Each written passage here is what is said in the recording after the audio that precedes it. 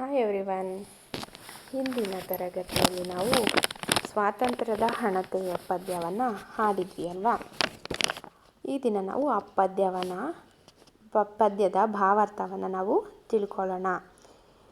ಈ ಪದ್ಯದ ಭಾವಾರ್ಥದಲ್ಲಿ ಬರ್ತಕ್ಕಂಥದ್ದು ಅಂತಂತಂದರೆ, ಮೊದಲು ನಮ್ಮ ದೇಶನ ಬ್ರಿಟಿಷರು ಆಳ್ವಿಕೆಯನ್ನು ಮಾಡ್ತಾಯಿದ್ರು ಅಲ್ವಾ.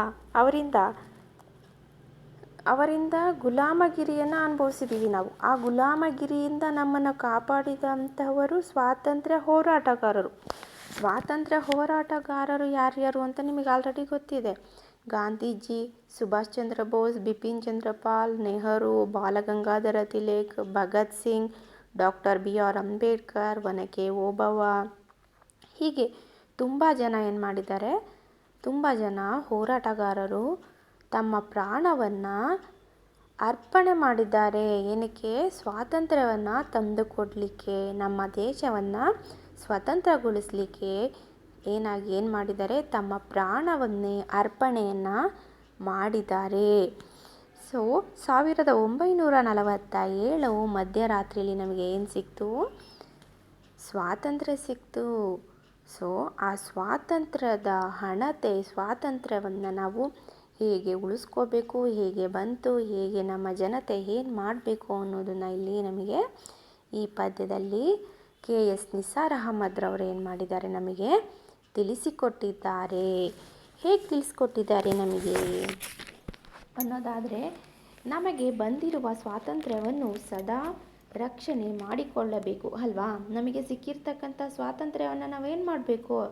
ಕಾಪಾಡಿಕೊಳ್ಬೇಕು. ಅದನ್ನು ಮತ್ತೆ ನಾವು ಬೇರೆಯವರಿಗೆ ಬಿಟ್ಕೊಡ್ಬಾರ್ದು. ನಮ್ಮ ದೇಶದ ಅಭಿವೃದ್ಧಿಗಾಗಿ ಸದಾ ದುಡಿಯುತ್ತಿರಬೇಕು ಅಲ್ವಾ. ನಮ್ಮ ದೇಶದ ಅಭಿವೃದ್ಧಿ ಅಲ್ವಾ, ನಮ್ಮ ದೇಶ ಈಗ ಅಭಿವೃದ್ಧಿ ಹೊಂದುತ್ತಾ ಇರ್ತಕ್ಕಂತಹ ರಾಷ್ಟ್ರ ಅಲ್ವಾ. ಆ ರಾಷ್ಟ್ರವನ್ನು ನಾವು ಏನು ಮಾಡಬೇಕು? ಮುಂದುವರಿಸಬೇಕು. ಅಭಿವೃದ್ಧಿ ಹೊಂದಿದ ರಾಷ್ಟ್ರವನ್ನಾಗಿ ನಾವೇನು ಮಾಡಬೇಕು? ಪರಿವರ್ತನೆ ಮಾಡಬೇಕು. ಪರಿವರ್ತನೆ ಮಾಡಲಿಕ್ಕೆ ನಾವೇನು ಮಾಡಬೇಕು? ಸದಾ ಸಿದ್ಧವಾಗಿರಬೇಕು. ಸದಾ ಯಾವಾಗಲೂ ಸಹ ದುಡಿತಿರಬೇಕು. ಧೀರತನದಿಂದ ದೇಶದ ಸ್ವಾತಂತ್ರ್ಯವನ್ನು ಕಾಪಾಡ್ಕೋಬೇಕು.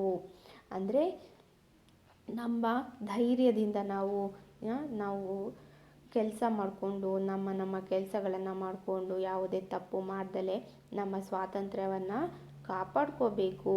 ನಮ್ಮ ಸಾಧನೆಯ ಕಡೆಗೆ ಗಮನವಿರಬೇಕು ಅಲ್ವಾ ಮಕ್ಕಳ.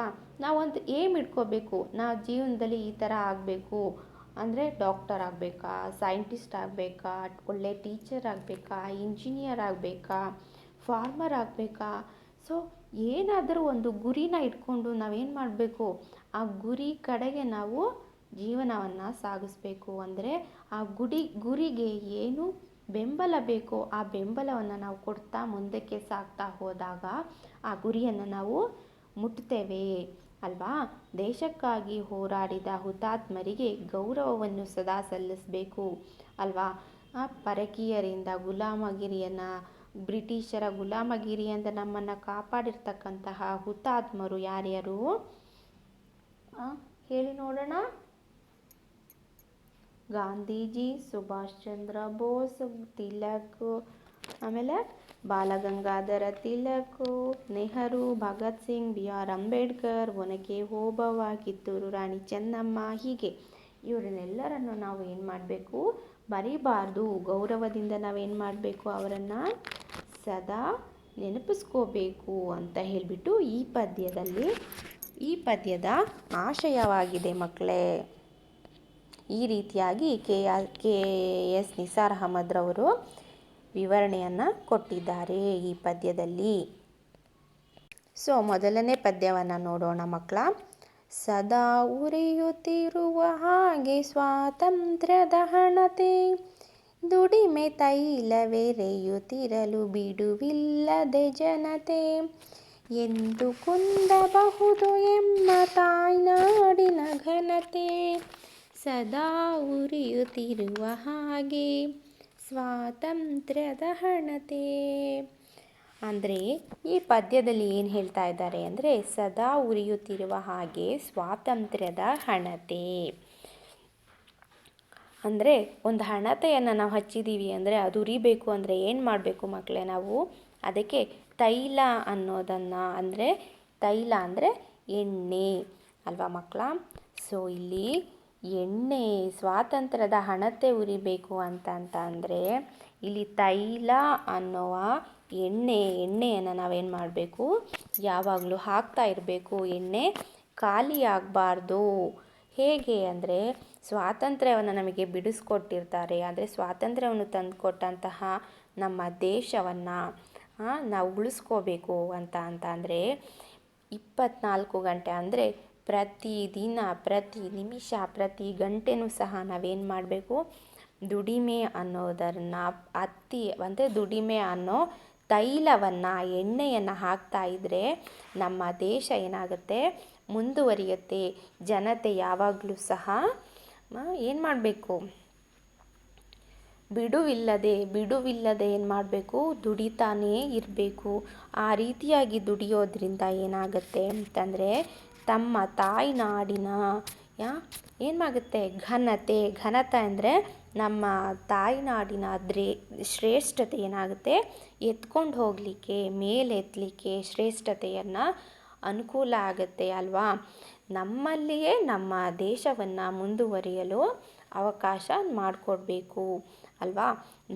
ಅಂದರೆ ನಾವೆಲ್ಲರೂ ಸಹ ಒಂದಾಗಿ ನಾವೆಲ್ಲರೂ ಏನು ಮಾಡಬೇಕು ಸ್ವಾತಂತ್ರ್ಯವನ್ನು ಉಳಿಸ್ಕೋಬೇಕು ಅನ್ನೋದಾದರೆ ಏನು ಮಾಡಬೇಕು ಸಮಯ ಅಥವಾ ಬಿಡುವಿಲ್ಲದೆ ಹಗಲು ರಾತ್ರಿ ಅಂದಲೇ ಏನು ಮಾಡಬೇಕು ದುಡಿತಾ ಇರಬೇಕು. ದುಡಿಯೋದ್ರಿಂದ ನಮ್ಮ ತಾಯ್ನಾಡಿನ ಘನತೆ ಅಥವಾ ಶ್ರೇಷ್ಠತೆ ಈ ಪ್ರಪಂಚದಲ್ಲಿ ನಾವು ಆ ಶ್ರೇಷ್ಠತೆಯನ್ನು ನಾವೇನು ಮಾಡ್ಬೋದು ಮೇಲಕ್ಕೇರಿಸ್ಬೋದು ಅಂತ ಹೇಳ್ಬಿಟ್ಟು ಇಲ್ಲಿ ಕವಿ ಹೇಳ್ತಾ ಇದ್ದಾರೆ.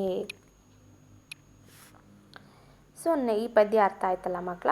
ಸೊ ನೆಕ್ಸ್ಟ್ ಪ್ಯಾರಾಗ್ರಾಫ್ನ ನೋಡೋಣ. ಸೊ ನೆಕ್ಸ್ಟ್ ನೋಡಿ, ಮುಳ್ಳಿನಿಂದ ಅರಿವೆ ಬಿಡಿಸಿದಂತೆ ಬಂತೆ ಮುಕ್ತಿ, ಹುಲಿಯ ಬಾಯ ಮೇವ ಕಸಿಯುವಂತೆ ಧೀರ ಶಕ್ತಿ, ಪಡೆಯಿತದನು ಜನತೆ ಬಾಳ ಬೆಸೆಯೇ ನಾಡಭಕ್ತಿ.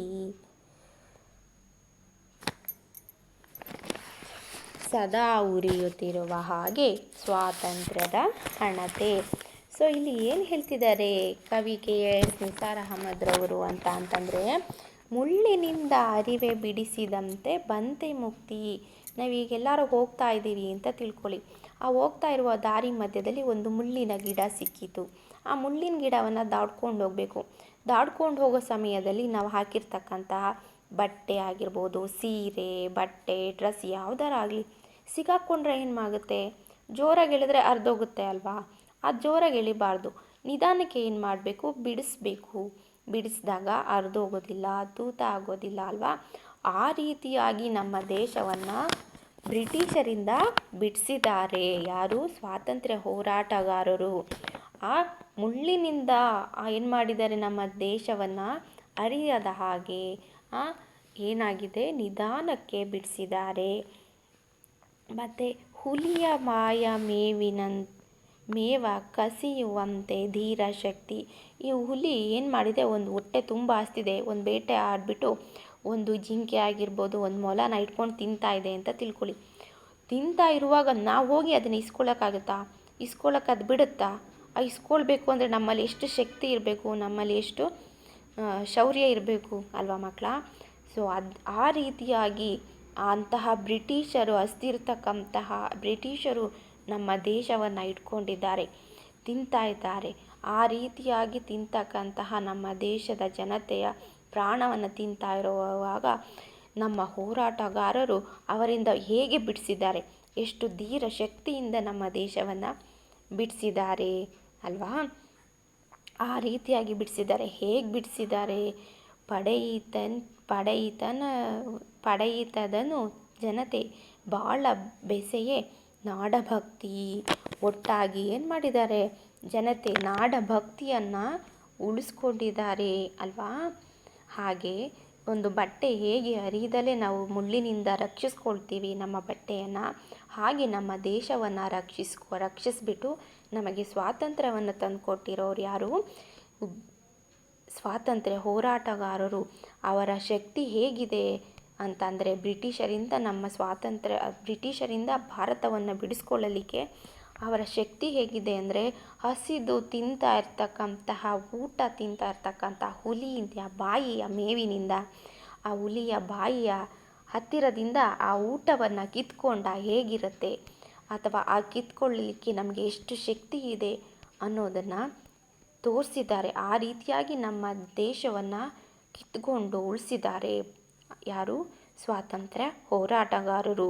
ಪಡೆಯಿತೆದನು ಜನತೆ. ಆ ರೀತಿಯಾಗಿ ತಗೊಂಡಂತಹ ಸ್ವಾತಂತ್ರ್ಯ ನಮಗೆ ಕೊಟ್ಟಿದ್ದಾರೆ. ಆ ಕೊಟ್ಟಿರ್ತಕ್ಕಂತಹ ಸ್ವಾತಂತ್ರ್ಯವನ್ನು ನಾವೇನು ಮಾಡಬೇಕು? ನಾಡಭಕ್ತಿ, ಎಲ್ಲರೂ ಒಟ್ಟಾಗಿ ನಾವೇನು ಮಾಡಬೇಕು? ನಾಡಭಕ್ತಿಯಿಂದ ನಾವು ಅದನ್ನು ಕಾಪಾಡ್ಕೋಬೇಕು ಅಂತ ಹೇಳಿಬಿಟ್ಟು ಇಲ್ಲಿ ಕವಿ KS ನಿಸಾರ್ ಅಹಮದ್ರವರು ಈ 2ನೇ ಪದ್ಯ ಭಾಗದಲ್ಲಿ ಹೇಳ್ತಾ ಇದ್ದಾರೆ. ಈಗ 3ನೇ ಪದ್ಯವನ್ನು ನೋಡೋಣ ಮಕ್ಕಳ. ಸ್ವಾತಂತ್ರ್ಯದ ಜೊತೆಗೆ ಬಂದು ಕೂಡಲಿಲ್ಲ ಗಳಿಕೆ, ವ್ಯಕ್ತಿ ಬೆವರ ಹೀರಿ ಮರವಾಗಿದೆ ಮೊಳಕೆ, ಮೇಲೇರಿದ ಹಾಗೆ ಭದ್ರಪಾಯ ಉಂಟು ಗೃಹಕ್ಕೆ, ಸದಾ ಉರಿಯುತ್ತಿರುವ ಹಾಗೆ ಸ್ವಾತಂತ್ರ್ಯದ ಹಣತೆ. ಅಂದರೆ ಮಕ್ಕಳ, ಸ್ವಾತಂತ್ರ್ಯ ಕೊಟ್ಟು ಅದ್ರ ಜೊತೆಗೆ ಸ್ವಾತಂತ್ರ್ಯವನ್ನು ನಾವು ತೆಗೆದುಕೊಂಡ್ವಿ ಅಲ್ವಾ? ಸ್ವಾತಂತ್ರ್ಯವನ್ನು ತಕ್ಕೊಂಡ್ವಿ ಯಾರಿಂದ? ಬ್ರಿಟಿಷರಿಂದ. ಆ ಬ್ರಿಟಿಷರು ನಮ್ಮ ಸ್ವಾತಂತ್ರ್ಯವನ್ನು ಮಾತ್ರ ಕಿತ್ಕೊಂಡಿರಲಿಲ್ಲ, ನಮ್ಮ ದೇಶದಲ್ಲಿರ್ತಕ್ಕಂತಹ ಏನು ಕೊಳ್ಳೆ ಹೊಡಿತಾರೆ. ನಮ್ಮ ದೇಶದಲ್ಲಿರ್ತಕ್ಕಂತಹ ಸಂಪತ್ತನ್ನು, ದೇವಸ್ಥಾನಗಳನ್ನು ನಾಶ ಮಾಡ್ತಾರೆ, ಸಂಪತ್ತನ್ನು ಕಿತ್ಕೊಂಡು ಹೋಗ್ತಾರೆ. ವ್ಯಾಪಾರಕ್ಕೆ ಅಂತ ಬಂದಿರ್ತಕ್ಕಂತಹ ಬ್ರಿಟಿಷರು ದೇವಸ್ಥಾನಗಳನ್ನು ಹೊಡಿತಾರೆ, ಆಮೇಲೆ ಲೂಟಿ ಮಾಡ್ತಾರೆ, ಶ್ರೀಮಂತರನ್ನು ಕೊಳ್ಳೆ ಹೊಡಿತಾರೆ, ನಮ್ಮಲ್ಲಿರ್ತಕ್ಕಂತಹ ಸಾಮ್ರಾಜ್ಯಗಳನ್ನು ನಾಶ ಮಾಡ್ತಾರೆ. ಸಾಮ್ರಾಜ್ಯಗಳನ್ನು ನಾಶ ಮಾಡೋದ್ರ ಜೊತೆಗೆ ಆ ಅರಮನೆಯಲ್ಲಿರ್ತಕ್ಕಂತಹ ಆ ರಾಜರುಗಳು ಸಂಗ್ರಹಿಸಿರ್ತಕ್ಕಂತಹ ಹಣ, ಒಡವೆ, ವಸ್ತ್ರವನ್ನೆಲ್ಲ ಏನು ಮಾಡ್ತಾರೆ? ಕಿತ್ಕೊಂಡು ಹೋಗ್ತಾರೆ. ಎಲ್ಲದನ್ನು ಕಿತ್ಕೊಂಡು ನಮ್ಮ ದೇಶವನ್ನು ಬರೀದಾಗಿ ಮಾಡಿ ಹೋಗ್ತಾರೆ ಅಲ್ವಾ? ಏನನ್ನು ಕೊಡಲ್ಲ ಅವರು. ತೆಗೆದುಕೊಂಡು ಹೋಗಿರ್ತಕ್ಕಂತಹ, ಲೂಟಿ ಮಾಡ್ಕೊಂಡು ಹೋಗಿರ್ತಕ್ಕಂತಹ ಒಡವೆ, ವಸ್ತ್ರ, ಹಣ ಏನನ್ನು ಕೊಡಲ್ಲ. ಅವ್ರು ನಮಗೆ ಕೊಟ್ಟೋಗೋದೊಂದೇ ಸ್ವಾತಂತ್ರ್ಯ ಅಲ್ವಾ? ವ್ಯಕ್ತಿ ಬೆವರ ಹೀರಿ ಮರವಾಗಿದೆ ಮೊಳಕೆ. ಅಂದರೆ ಪ್ರತಿಯೊಬ್ಬ ವ್ಯಕ್ತಿಯೂ ಸಹ ಸ್ವಾತಂತ್ರ್ಯ ಸಿಕ್ಕಾಗಿನಿಂದಲೂ ಸಹ ಏನು ಮಾಡಿದ್ದಾರೆ? ಬೆವರನ್ನು ಹರಿಸಿದ್ದಾರೆ. ನಮ್ಮ ದೇಶ ಅಭಿವೃದ್ಧಿಯನ್ನು ಹೊಂದುತ್ತಾ ಇದೆ ಈ ದಿನ ಅಂದರೆ ಅದಕ್ಕೆ ಪ್ರತಿಯೊಬ್ಬರ ಬೆವರು ಸಹ ಇದೆ. ಎಲ್ಲರ ದುಡಿಮೆಯಿಂದ ಎಲ್ಲರೂ ಒಟ್ಟಾಗಿ ಮಾಡೋದರಿಂದ ಏನಾಗಿದೆ? ಮೊಳಕೆ ಹೊಡೆದು ಏನಾಗಿದೆ? ಮರವಾಗಿದೆ ಅಲ್ವಾ? ಮೇಲೇರಿದ ಹಾಗೆ ಭದ್ರಪಾಯ ಉಂಟು ಗೃಹಕ್ಕೆ. ಒಂದು ಮನೆ ಕಟ್ತಾ ಇದ್ದೀವಿ ಅಂದರೆ ಮಕ್ಕಳ, ಬೇಸ್ಮೆಂಟ್ ಇರಬೇಕು. ಈ ಬೇಸ್ಮೆಂಟ್ ಗಟ್ಟಿ ಇದ್ದರೆ ಮಾತ್ರ ಏನಾಗುತ್ತೆ? ಮನೆ ಗಟ್ಟಿ ಇರುತ್ತೆ ಅಲ್ವಾ? ಹಾಗೆ ಈ ಮೊಳಕೆ ಗಟ್ಟಿಯಾಗ್ಬಿಟ್ಟು ಮೊಳಕೆ ಒಡೆದು ಏನಾಗಿದೆ? ಹೆಮ್ಮರವಾಗಿ ಬೆಳೆದಿದೆ. ಹೆಮ್ಮರವಾಗಿ ಬೆಳೆದು ಏನಾಗಿದೆ? ಸ್ವಾತಂತ್ರ್ಯ ಹೆಮ್ಮರವಾಗಿ ಬೆಳೆದು ದೊಡ್ಡದಾಗಿದೆ. ಹಾಗಾಗಿ ನಮ್ಮ ದೇಶ ಏನಾಗಿದೆ? ಅಭಿವೃದ್ಧಿಯನ್ನು ಹೊಂದುತ್ತಾ ಇರತಕ್ಕಂತಹ ದೇಶವಾಗಿ ಕಾಣಿಸ್ಕೊಂಡಿದೆ ಈ ಪ್ರಪಂಚದಲ್ಲಿ ಅಲ್ವಾ? ಅಭಿವೃದ್ಧಿಯನ್ನು ಹೊಂದುತ್ತಾ ಇರತಕ್ಕಂತಹ ರಾಷ್ಟ್ರವಾಗಿ, ಪ್ರಗತಿಯನ್ನು ಹೊಂದುತ್ತಾ ಇರತಕ್ಕಂತಹ ರಾಷ್ಟ್ರವಾಗಿ ಕಾಣಿಸ್ಕೊಳ್ತಾ ಇದೆ ಅಂತ ಹೇಳ್ಬಿಟ್ಟು ಈ 3ನೇ ಪದ್ಯದಲ್ಲಿ ಕವಿ KS ನಿಸಾರ್ ಅಹಮದ್ರವರು ಹೇಳ್ತಾ ಇದ್ದಾರೆ. ನೆಕ್ಸ್ಟ್ 4ನೇ ಪ್ಯಾರಾಗ್ರಾಫ್ ನೋಡೋಣ ಮಕ್ಕಳ. ಲಾಸ್ಟ್ನೇ ಪ್ಯಾರಾಗ್ರಾಫ್ ನೋಡೋಣ. ಸಾಗಿದಂತೆ ಸಲ್ಲುತ್ತಿರಲಿ ಸಾಧನೆಯೆಡೆ ಗಮನ, ಪ್ರಾಣವನ್ನೇ ಪಗಡೆಯಾಡಿದವರಿಗೆಮ್ಮ ನಮನ, ತಾಯ ಮುಡಿಗೆ ದಿನವೂ ಏರುತ್ತಿರಲಿ ಹೂವು ದವನ, ಸದಾ ಉರಿಯುತ್ತಿರುವ ಹಾಗೆ ಸ್ವಾತಂತ್ರ್ಯದ ಹಣತೆ. ಅಂದರೆ ಮಕ್ಕಳ, ಇಲ್ಲಿ ಸಾಗಿದಂತೆ ಸಲ್ಲುತ್ತಿರಲಿ ಸಾಧನೆಯೆಡೆ ಗಮನ ಅಂದರೆ ನಾವೊಂದು ಗುರಿನ ಇಟ್ಕೋಬೇಕು. ಆ ಪ್ರತಿಯೊಬ್ಬರು ಭಾರತ ದೇಶದಲ್ಲಿರ್ತಕ್ಕಂತಹ ಹುಟ್ಟಿರ್ತಕ್ಕಂತಹ ನಾವೆಲ್ಲರೂ ಏನು ಮಾಡಬೇಕು? ಒಂದು ಗುರಿಯನ್ನು ಇಟ್ಕೋಬೇಕು. ಆ ಗುರಿ ಇಟ್ಕೊಂಡು ಆ ಗುರಿ ಎಡೆಗೆ ನಾವು ಹೋಗಬೇಕು. ಆ ಗುರಿ ಎಡೆಗೆ ನಾವು ಹೋಗ್ತಾ ಇದ್ದೀವಿ ಅಂತಂದರೆ ನಮ್ಮ ದೇಶವನ್ನು ನಾವು ಗುರಿ ಎಡೆಗೆ ಕರ್ಕೊಂಡು ಹೋಗ್ತಾ ಇದ್ದೀವಿ ಅಂತ ಹೇಳಿಬಿಟ್ಟು. ಮಕ್ಕಳ, ನೀವೀಗೆಲ್ಲ ಸಣ್ಣ ಮಕ್ಕಳು ಈಗೆಲ್ಲ ನೀವು ಒಂದು ಗುರಿ ಇಟ್ಕೋಬೇಕು. ಈಗ ನನ್ನ ಮುಂದೆ ಡಾಕ್ಟರ್ ಆಗಬೇಕು ಅಥವಾ ಇಂಜಿನಿಯರ್ ಆಗಬೇಕು, ಸೈನಿಕ ಆಗಬೇಕು, ಪೊಲೀಸ್ ಆಗಬೇಕು, ಲಾಯರ್ ಆಗಬೇಕು, ಹಾಗೆ ಒಳ್ಳೆ ಟೀಚರ್ ಆಗಬೇಕು, ಅಥವಾ ಒಳ್ಳೆ ಫಾರ್ಮರ್ ಆಗಬೇಕು, ಒಳ್ಳೆ ವ್ಯಾಪಾರಿ ಆಗಬೇಕು ಅನ್ನೋ ಕನಸುಗಳನ್ನ ಇಟ್ಕೊಂಡಿರ್ತೀರ. ಆ ಕನಸುಗಳನ್ನು ಗಟ್ಟಿ ಮಾಡ್ಕೊಳ್ಳಿ. ಆ ಕನಸುಗಳನ್ನು ಇಟ್ಕೊಂಡು ಅದೇ ದಾರಿಗೆ ಹೋಗೋದಕ್ಕೆ ನಾವು ಏನು ಮಾಡಬೇಕು, ಓದ್ತಾ ಹೋಗಬೇಕು. ಆ ಗುರಿಯನ್ನು ನಾವು ಇಟ್ಕೊಂಡು ನಾವು ಓದ್ತಾ ಹೋದರೆ ನಾವೇನು ಮಾಡ್ಬೋದು, ಆ ಗುರಿಯೆಡೆಗೆ ಲಾಸ್ಟಿಗೆ ನಾವೇನು ಮಾಡ್ಬೋದು, ಡಾಕ್ಟರ್ ಆಗಬೇಕಂದ್ರೆ ಡಾಕ್ಟರೇ ಆಗ್ಬೋದು, ಲಾಯರ್ ಆಗಬೇಕಂದ್ರೆ ಲಾಯರೇ ಆಗ್ಬೋದು. ಹೀಗೆ ಒಂದು ಗುರಿಯನ್ನು ಇಟ್ಕೊಳ್ಳಿ ಅಂತ ಇಲ್ಲಿ ಕವಿ ಹೇಳ್ತಾ ಇದ್ದಾರೆ. ಪ್ರಾಣವನ್ನೇ ಪಗಡೆಯಾಡಿದವರಿಗೆ ಮನ ಮನ. ಈ ಸ್ವಾತಂತ್ರ್ಯ ನಮಗೆ ಸಿಕ್ಕಿದ್ದು ಅವರು ಸುಮ್ಮನೆ ಕೊಟ್ಟೋಗಲಿಲ್ಲ ಮಕ್ಕಳ. ಸ್ವಾತಂತ್ರ್ಯವನ್ನು ಹೋರಾಟ ಮಾಡಿರ್ತಕ್ಕಂತಹ ಜನತೆಗಳನ್ನು ಏನು ಮಾಡಿದ್ದಾರೆ, ಸ್ವಾತಂತ್ರ್ಯ ಹೋರಾಟಗಾರರ ಪ್ರಾಣವನ್ನು ತೆಗೆದಿದ್ದಾರೆ ಅವರು. ಆ ಪ್ರಾಣವನ್ನು ತೆಗೆದು ಏನು ಮಾಡಿದ್ದಾರೆ, ಪಗಡೆ ಆಟವನ್ನು ಆಡಿಬಿಟ್ಟಿದ್ದಾರೆ. ಪಗಡೆ ಆಟ ನಿಮಗೆ ಆಲ್ರೆಡಿ ಗೊತ್ತಿದೆ ಅಲ್ವಾ, ಮಹಾಭಾರತದಲ್ಲಿ ಬಂದಿದೆ. ಶಕುನಿ ಮತ್ತು ಇವರು ಆಡ್ತಾರಲ್ಲ ಪಗಡೆ ಆಟ. ಪಗಡೆ ಆಟದಲ್ಲಿ ತನ್ನ ಹೆಂಡತಿ ದ್ರೌಪದಿಯನ್ನು ಸೋಲ್ತಾನೆ, ತನ್ನ ತಮ್ಮಂದ್ರನ್ನು ಸೋಲ್ತಾನೆ ಅಲ್ವಾ. ಆ ಪಗಡೆ ಆಟದಲ್ಲಿ ಪ್ರಾಣವನ್ನು ತೆತ್ತಿದ್ದಾರೆ ಯಾರು, ಸ್ವಾತಂತ್ರ್ಯ ಹೋರಾಟಗಾರರು.